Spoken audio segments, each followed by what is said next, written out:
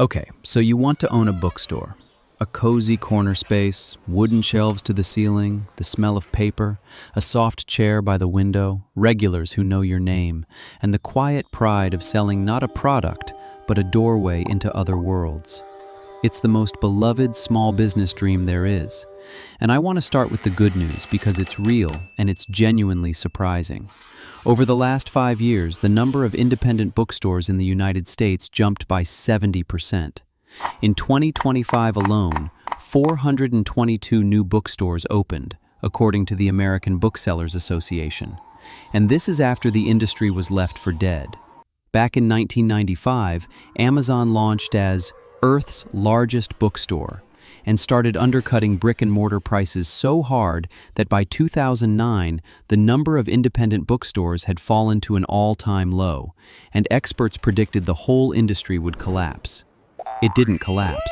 It came back. I led with that on purpose because the real story is far stranger than bookstores are dying. Bookstores aren't dying. They survive. But they survive against one of the most brutal margin structures in all of retail. And they survive on something other than what you think. Because here's the number that quietly runs this entire business. On a new book sold at full price, a store keeps a gross margin of 40 to 45%, and after every expense, the net profit lands somewhere between 2 and 10%. By some measures, 2 to 3. That is one of the thinnest margins you'll find anywhere in retail. A bookstore isn't a book business. It's a shelf management business that happens to smell like heaven. And by the end of this, you'll understand where the money disappears between the cover price and the register.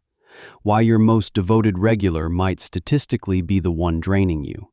Why the publisher, not you, decides how much you get to earn, and the one thing the survivors do that the dreamers never figure out. There's a detail near the end about unsold books that reframes the whole thing. Let's start with what it costs to get in. The price of admission. You think the expensive part is the books. It makes sense. The store is full of books, so surely that's where the money went. That's the mistake, and it's a costly one. The expensive part is turning an empty box of a building into a place people want to walk into and linger. Shelving, not the flat pack kind, but the kind that holds the weight of thousands of volumes and stands for years. Lighting you can actually read under. The landlord's deposit. First month, last month, security, and location matters more for a bookstore than almost anything, because your entire customer base comes from within walking or a short driving distance, and a good street with foot traffic is expensive. Then the point of sale system, the furniture, the sign, the insurance, the build-out to code. Then the opening inventory. Thousands of books you have to buy before you've sold a single one. And here's the first trap in the numbers, because buying books isn't a one-time cost. It's the single largest monthly line item there is. Inventory eats up 40 to 50% of monthly revenue. For a typical independent, that's $5,000 to $15,000 every month just to keep the shelves stocked. You don't buy the books once. You buy them again and again forever, because a shelf that isn't selling is dead capital taking up space. Stack it all together. The build-out, the shelving, the deposit, the equipment, the opening inventory. And opening an independent bookstore runs from modest sums to well past a couple $100,000, depending on the street and the size. And, like everywhere else, on opening day, the store is empty. A bookstore needs months, often a year to 18 months, before people build the habit of coming to you. And every one of those months, the rent, the payroll, and the distributor's invoice arrive on schedule, whether the readers have found you yet or not. All right, say you're open. The shelves are full, the light is warm, the chair by the window is waiting. Now let me show you where the money vanishes between the cover price and the register, because this is where the illusion falls apart. The 40% that isn't yours. Take a book with $20 on the cover. It seems like simple arithmetic. Sell it for 20, keep 20. No. You bought that book from a publisher or a distributor at a discount. And here's the first thing that strangles you. An independent store negotiates a discount of 40%, maybe 50%, off the cover. The big chains, Barnes & Noble and effectively Amazon, get 55 to 60, meaning the exact same book costs the chain less than it costs you before anyone has even put it on a shelf. Let's break it down. A $20 book costs you $11 or $12 wholesale, so you clear $8 or $9 on the sale, 40 to 45%. Sounds survivable. Now remember why Amazon exists. Amazon takes that same $20 book and sells it for 35% off to the customer. It can do that because it plans to move 10 copies at the discount and still come out ahead. You can't. If you knock 20% off to compete, you now have to sell 2 books to make what you used to make on 1, and a 20% sale almost never doubles your volume. So your already thin margin shrinks with every discount, down toward 30% or less, and out of that you still have to pay rent, payroll, freight, card fees, and everything else. One bookstore owner put it plainly: Amazon sells books at retail for less than she can buy them at wholesale. She buys at 40% off through a distributor. Amazon sells to the end reader at 50% off. How do you compete on price with someone who sells cheaper than your own cost? You don't. Which means you have to compete on something other than price. But before we get to what that something is, there's one more layer that makes this math genuinely cruel. And it's about what happens to the books that don't sell. The book that dies on the shelf. Walk into a hardware store. A hammer that doesn't sell today sells next month for the same price. It just sits there. A book is different. A book is a depreciating asset. If a new hardcover doesn't sell within 60 to 90 days, it's taking up valuable shelf space, and it turns from a potential sale into a problem. And here, the industry invented a mechanism that looks like a rescue and is actually another trap. Bookstores operate with publishers on a system a lot like consignment. Unsold books can be returned to the publisher for credit or a refund. Sounds like insurance. But here's how it actually works, and it's one of the strangest practices in retail. With mass-market paperbacks, the store often doesn't even ship the whole book back. It strips it, tears the cover off, and sends the rest to be pulped. Just the cover goes back to the publisher, as proof the book was destroyed, and the publisher credits the store against it. The actual text, hundreds of pages, goes under the blade. Many of these returns are simply destroyed because storing them costs more than pulping them. A whole book that somebody wrote, edited, printed, erased from existence so the store can claw back a few dollars. That's the note in the front of old paperbacks warning that a coverless book is stolen property, reported destroyed and unpaid to the author. And with hardcovers, you ship them back physically. But the shipping almost always eats the return into a loss. Which is why a lot of small stores admit they'll only bring in a book on a prepaid special order, or stock a single copy to test the waters, because every unsold book on the shelf is frozen money that will probably leave again at a loss on freight. This is why the long line at the register tells you almost nothing about the health of a bookstore. The crowd at the shelves is the part everyone sees. The margin underneath it is the part that decides who survives. And now remember the dream you started with. The regular who comes in, spends hours in the soft chair by the window, reads, knows you by name, is the very soul of the room you built.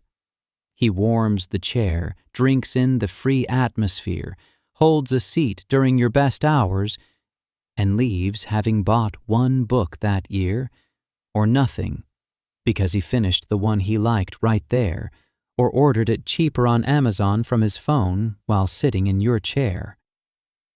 The store is built to make people stay, and the longer they stay, the less they buy. You built the most comfortable room in the neighborhood, and you give your main asset, space and time, away for free.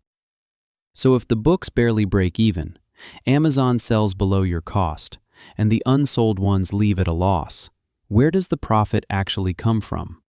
From everything that isn't a book. And that's the answer the survivors figured out early and the dreamers never figure out at all. Where the money actually is. Everything up to this point has treated a bookstore as a place that sells books. And if that were the whole story, a bookstore would be doomed. The margin's too thin to rescue a bad lease. But the real money in a bookstore isn't in new books. Watch it stack, layer by layer. New books are the anchor and the authority, the reason people walk in and trust your taste. But as a profit source, they grind you down at 40%. Now here's what carries the real margin. Used and rare books. This is where the economics flip.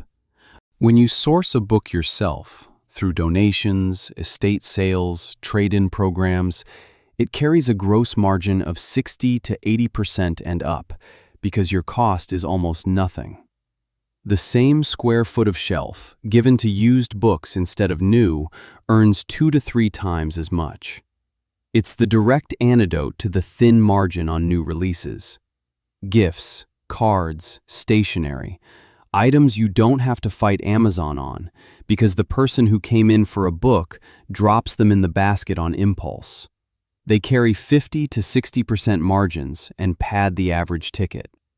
Coffee. A store that added a cafe counter sells a $2 cup at 70 to 80% margin and turns that regular in the chair from a freeloader into a revenue source.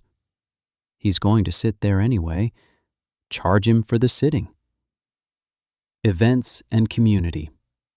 Author signings, book clubs, kids' story hours. They turn one-time visitors into people who come back again and again, and they give the store the one thing Amazon has never had and never will: a reason to show up in person. And here's the thing to understand about that comeback we opened with. The 70% growth and the 422 new stores in a year didn't happen because bookstores learned to sell books cheaper than Amazon. That's impossible. It happened because the survivors stopped behaving like bookstores and started behaving like businesses that happened to sell books. The non-obvious advantage of a local shop was never price. It's curation, discovery, events, relationships with schools and authors, and a trusted recommendation from a living human who read the thing and looks you in the eye. The book is the bait. It gets people through the door, and what pays the rent is the coffee, the gifts, the used stock, and the thing that happens between the shelves. The bad week against the good one. Now let's put a year together and look at the two endings, separated by a thin line. In the good version, you picked a sharp niche instead of a store with all the books, and found a neighborhood where your audience lives and will pay for curation rather than a discount. You keep the rent under control because the thin margin on new books won't save a bad lease. You build the layers: new releases for authority, used books for margin, gifts for basket size, coffee for the regulars, events for repeat visits. You buy inventory with discipline, and you don't panic discount. Under those conditions, a bookstore reaches the top end of that margin range, becomes part of the neighborhood, and, more importantly, becomes something Amazon can't reproduce. And then the realistic version, where nothing dramatic happens. You banked on, the foot traffic will find us.